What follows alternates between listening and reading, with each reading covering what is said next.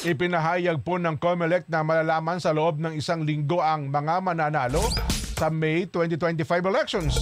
Sinabi po ni COMELEC Chairperson George Erwin Garcia na ang resulta ng botohan na hawak ng Municipal at Provincial Board of Canvassers ay dadalhin sa National Board of Canvassers, habang ang canvassing ng mga boto ay tatakbo sa loob ng 5 hanggang 7 araw.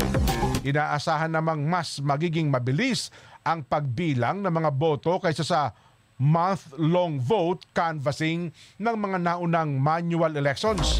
Maaari namang malaman agad ang unofficial results ng halalan sa gabi ng May 12 dahil sa mabilis na transmission ng election results sa pamamagitan ng 5G technology sa tulong daw po ng Starlink. Ayon.